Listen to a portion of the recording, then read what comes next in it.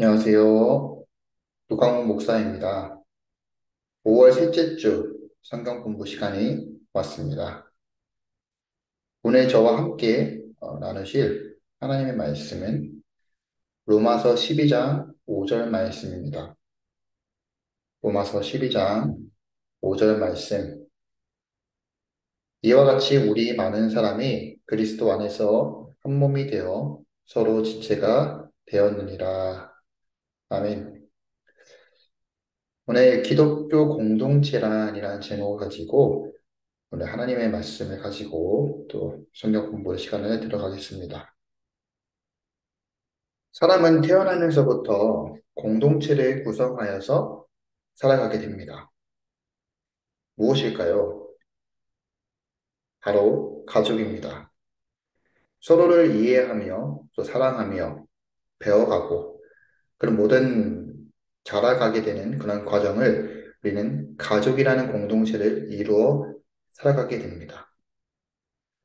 어렸을 적의 기억으로 초등학교를 들어가기 전에 부모님과의 관계에서 우리가 해야 할, 해야 될, 관계에서 해야 할 행동, 하지 말아야 할 행동, 그런 것들을 배웠고, 학교를 가서 새로운 환경을 접하게 될 때 어색하지만 선생님들과 그리고 친구들과의 관계를 어떻게 만들어 가야 하는지, 서로 주고받는 대화 안에서 서로의 공감대를 찾아 새로운 공동체 안에서 속하게 되어집니다. 그 공동체의 소속감은 세월이 지날수록 다양하게 만들어지게 되죠. 학생은 학생의 신분으로서 친구들과의 소속감, 학교 소속감, 학원 소속감, 또 가족에서는 자녀로서의 소속감을 가지게 됩니다. 성인으로서는 직장, 가정, 또 다양한 구성원으로서 살아갈 때 그 공동체 안에서의 소속감을 가지고 살아가게 됩니다. 여러분 혹시 기억하고 계시나요? 우리 모두도 다른 누군가 앞에서 많은 사람들 앞에서 자기소개를 했었던 시간들 혹시 기억하고 계시나요? 처음에는 설레이기도 하고 또 긴장도 되었던 그 순간들이 있었습니다. 나라는 존재를 어떻게 남들에게 소개를 해줘야 할까? 나라는 존재를 어떻게 설명할까? 많은 생각을 하게 되죠. 근데 그 생각들을 가만히 생각해 보면은 나라는 존재를 내가 나를 아는 것도 있지만 타인이 나를 어떤 사람이라고 말해주는 것을 통해서 나라는 존재를 좀 더 명확하고 객관적으로 나에 대해서 남들에게 알려줄 수 있게 되는 것 같습니다. 나는 이런 사람이다 라고 말할 수 있는 것은 나를 주관적으로 해석해서 표현하기보다는 객관적으로 남들이 나를 어떤 사람이다 라고 말해줄 때 나에 대해서 좀 더 명확하게 돌아볼 수 있게 되어지고 세워져 나갈 수 있게 되어지고 또 성장할 수 있는 기회가 생겨서 나를 좀 더 멋지게 설명할 수 있게 되어지는 것 같습니다. 여기서 중요한 것은 듣는 마음 그리고 듣는 귀가 있어야지만 가능합니다. 이것을 말하고 싶은 것은 바로 나의 주인이 누구이냐가 중요한 것인데 나의 삶의 주인이 바로 하나님이시기 때문입니다. 삶을 살아가면서 우리는 많은 공동체를 만나게 됩니다. 그 공동체는 가정, 학교, 직장, 교회, 친구, 수많은 모임을 통해서 우리는 사람들을 만나게 됩니다. 신앙의 관점에서 바라보게 된다면 우리의 삶의 주인이신 하나님께서 우리의 인생에 개입하셔서 만나게 해주실 그런 관계들, 모임들을 하나님께서 주관하고 계신다면 우리는 그러한 공동체, 그 안에서 어떤 모습으로 나아가야 하는 것인지를 한번 생각해 봐야 합니다. 오늘 성경 공부 교재에서는 프리스턴 대학의 로버트 우스노우 교수는 소그룹은 남들 앞에서 자신에게 집중하는 시간이다. 구성원들 사이에 있는 사회적 규칙은 매우 약하게 규정될 뿐이다. 라고 말합니다. 사람들은 홀로 설 수 있는 존재가 아니죠. 계속 나의 소속감을 가지기 위해서 여러 곳곳을 찾아가게 됩니다. 어떻게 보면은 소속감을 상실했다라고 말할 수도 있을 것 같습니다. 그래서 사람들은 매주 있는 모임에 가거나 원하면 빠지거나 조금 더 만족스럽고 끌리는 모임을 찾아다니게 됩니다. 하지만 이러한 것으로는 온전한 소속감을 형성하지는 못합니다. 모두 참된 공동체의 성장을 방해하는 요소들이죠. 그리스도인들은 교회 예배에 참여하고 소그룹에 들어감으로써 공동체를 가지고 싶어 합니다. 예배를 드리고 난 후에 만나서 또 삶을 나누고 기도 제목을 나누며 함께 신앙생활을 하며 나아가고 싶고 그리고 교회의 구성원으로서 내가 무언가를 하기를 원합니다. 하지만 매주 소그룹 모임을 하면서도 진정한 공동체를 만드는 데는 참여하지 못할 수도 있습니다. 왜일까요? 왜냐하면 마음의 우상과 우리의 습관 때문에 우리의 죄성으로 인해서 교회 모임이 단지 개인들이 남들 앞에서 자신에게 집중하는 그런 개인들로 채워지는 시간이 될 수 있기 때문입니다. 쉽게 말해서 내가 인정받고 싶어 하는 욕구들, 내가 잘났다 해서 성과를 내세우기 위한 욕구, 내가 주인이 되고 싶어 하는 욕구, 남들보다 자기 자신의 위주로 모든 초점을 나에게로만 맞추는 욕구들. 어떻게 보면 겉으로 보면은 되게 좋아 보이지만 그 속을 살펴보면 그 안에서는 하나님의 마음이 보이지 않을 수도 있습니다. 사랑하는 징산제교회 성도 여러분, 공동체로 살아간다는 것은 깊은 성찰과 그 대가를 지불하는 헌신이 필요합니다.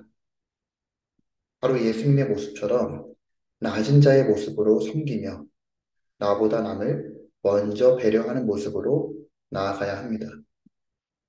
드러나는 것에, 자랑하는 것에 항상 조심하면서 겸손해야 하는 삶을 살아가야 합니다.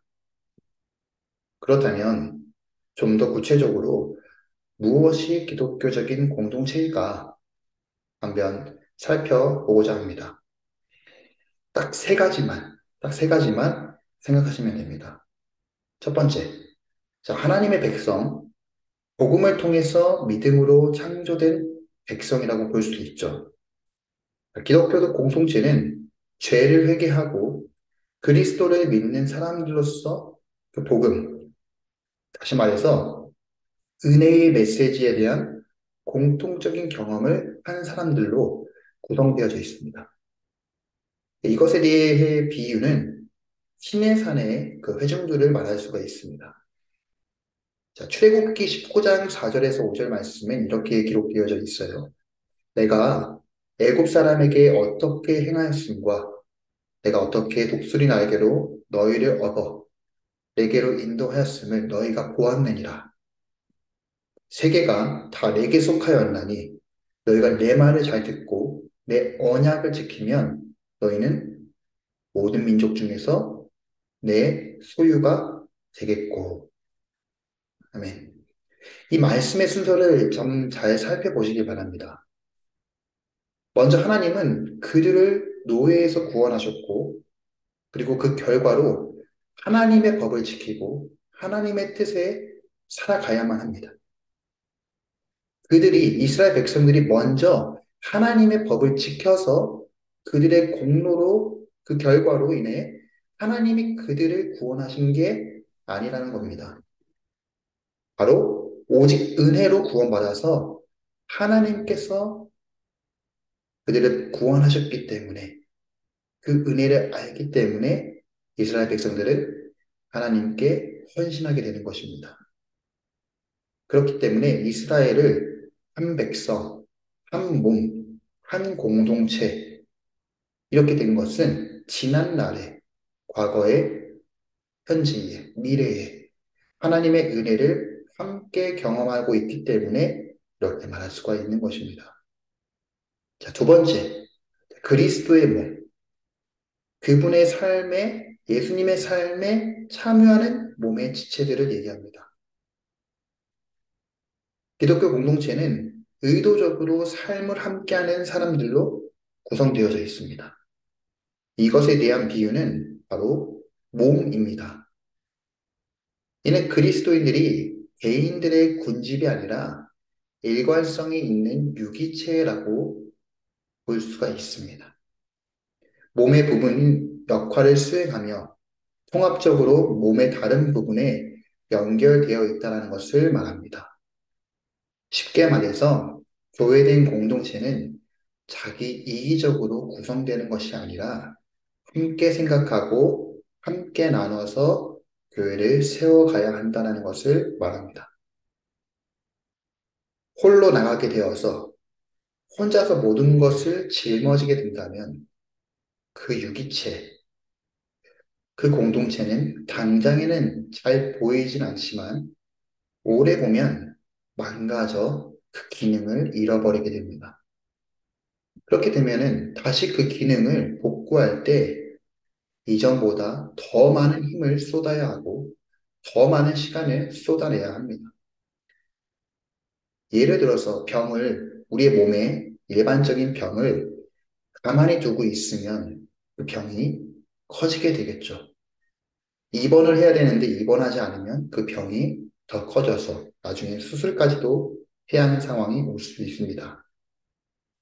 마찬가지로 공동체 안에서 문제가 생기면 그 아픈 부분들을 빨리 발견하고 회복할 수 있도록 치료를 해야 합니다.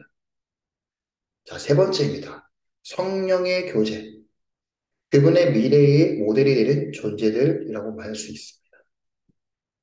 성령 충만한 그리스도인들의 공동체는 대안적 사회가 되어서 삶의 모든 면에서 구별된 삶의 방법들을 보여주게 됩니다. 미래의 하나님은 그리스도의 주되심 아래 만물을 하나 되게 하시며 치유하게 되실 것입니다. 에베소서 1장 13절에서 14절에서는 바울은 성령이 미래 회복에 대한 기업의 보증이 되신다라고 말하고 있습니다. 현재 교회는 미래의 그리스도 아래에서 사회가 어떤 모습일지를 보여주는 것입니다. 즉, 쉽게 말해 우리는 복음이 일상생활에 일으키는 변혁을 세상 가운데 보여주어야 한다는 의미를 가지고 있습니다. 앞으로 어떤 모습으로 살아가야 할까요? 정리하겠습니다. 기독교 공동체는 바로 주인은 하나님이심을 기억하시기를 바랍니다. 우리 모두는 하나님의 은혜를 경험한 자로서 항상 겸손하고 낮은 자의 모습으로 배려하면서 함께 교회를 세워가야 합니다. 나를 드러내는 그 순간부터 그 공동체는 흔들리게 되어져 있습니다. 너도 나도 모두 하나님의 사랑을 받은 자로 우리가 바라보고 나아간다면 그 안에서 관계는 다시 세워지게 됩니다. 하나님을 사랑하고 내 이웃을 사랑하라고 말씀하신 것처럼 주위에 있는 사람들, 그 공동체도 함께 바라보며 나아갈 때에 하나님은 사랑으로 우리의 길을 인도하시게 될 것입니다. 하나님은 사람을 통해 일하십니다. 그리고 그 공동체로 하나님은 일으켜 세우셔서 하나님의 뜻을 또 이루어 가십니다. 나 홀로서의 복음을 누리는 삶이 아니라 함께 누리는 그 복음의 길로, 구하는 그 길로, 그 승리의 길로 나아가시기를 주님의 이름으로 축복합니다. 이제 우리 주님께서 가르쳐 주신 기도로 오늘 성경 공부를 마치겠습니다. 하늘에 계신 우리 아버지, 아버지의 이름을 거룩하게 하시며, 아버지의 나라가 오게 하시며, 아버지의 뜻이 하늘에서 같이 땅에서도 이루어지게 하소서. 오늘 우리에게 일용할 양식을 주시고, 우리가 우리에게 잘못한 사람을 용서하여 준 것 같이 우리 죄를 용서하여 주시고, 우리를 시험에 빠지지 않게 하시고, 악에서 구하소서. 나라와 권능과 영광이 영원히 아버지의 것입니다. 아멘.